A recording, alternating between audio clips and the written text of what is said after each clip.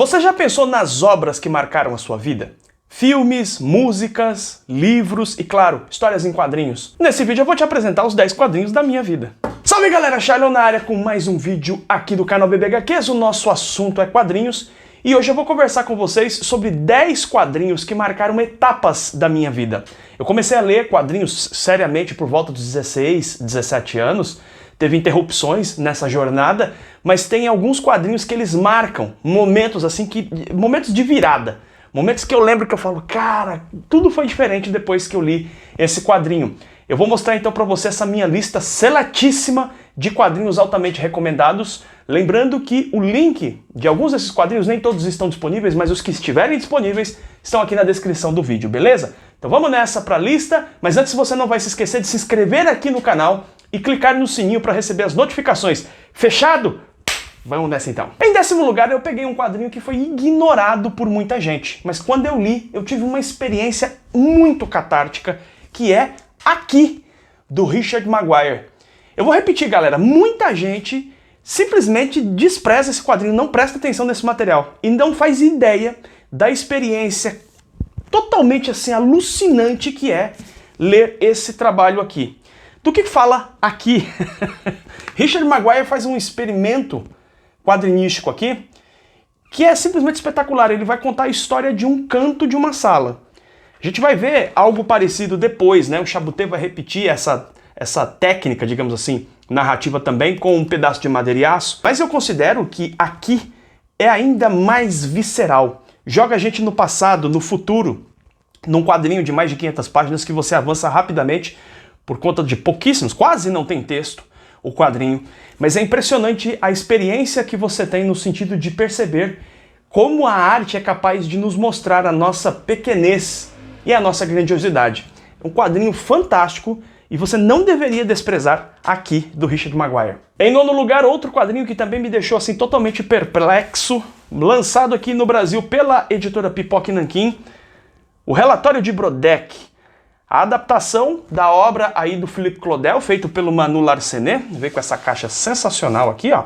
Originalmente lançado em 2 volumes e que saiu pela editora Pipoca e Nanquim em volume único, história com começo, meio e fim.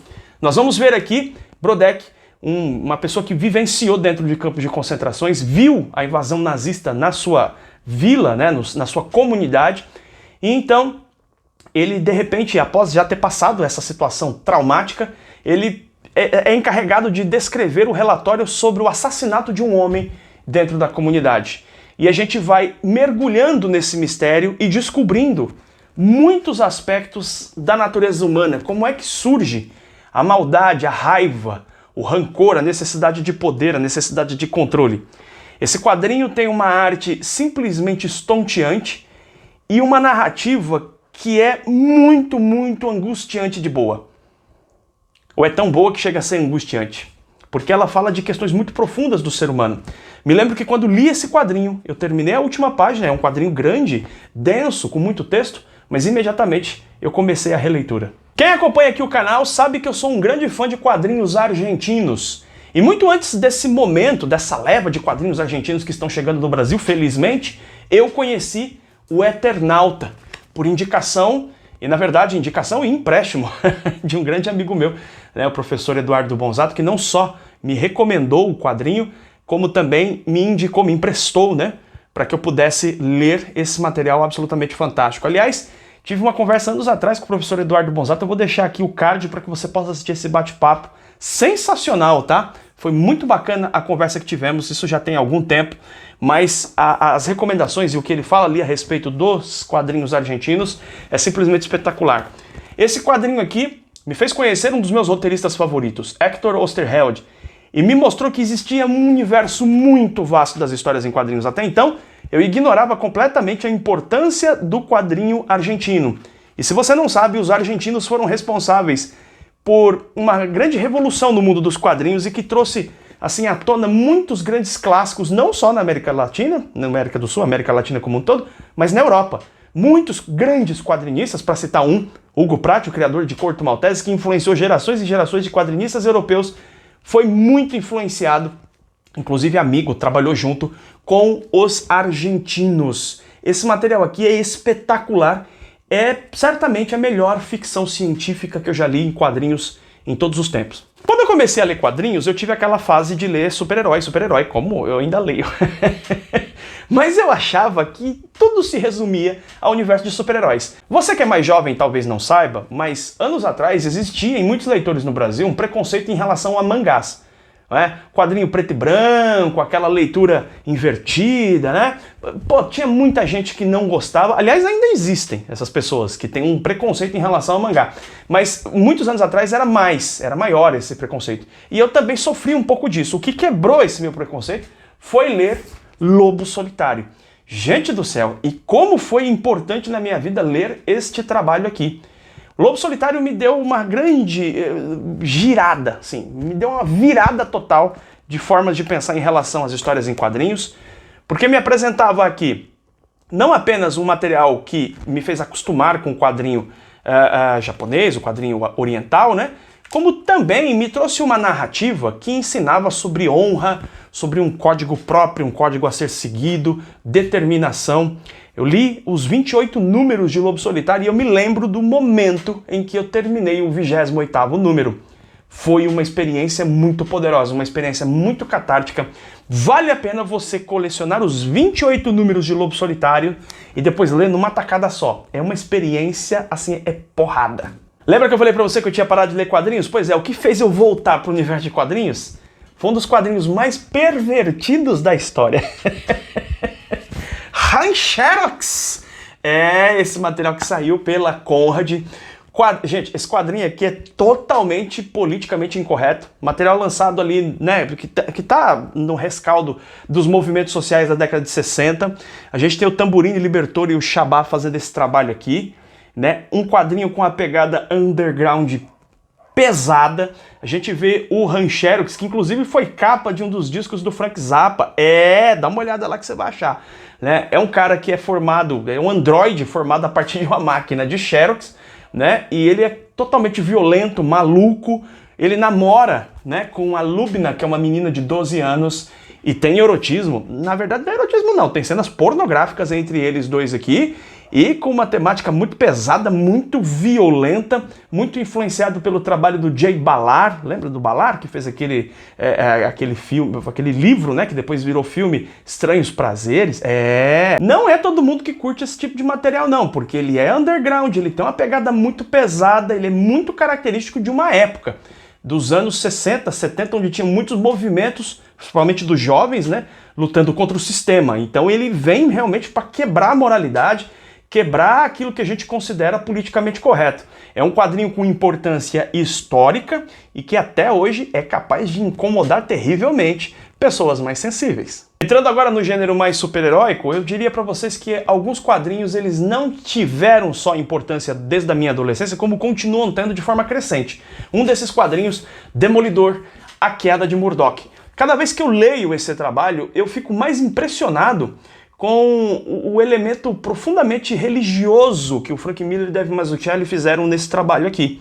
Sem deixar de ser um baita gibizão de super-herói, mas ele tem um peso, uma carga espiritual no melhor sentido do termo, em relação a perdão, em relação a renascimento, em relação à superação de adversidades. Essa temática cristã está impregnada nesse quadrinho, não só no roteiro, na forma como o roteiro se desenrola, a gente vendo o Matt Murdock caindo no inferno e renascendo, como na arte absolutamente exuberante que o Dave Mazzucchelli distribui ao longo dessas páginas aqui.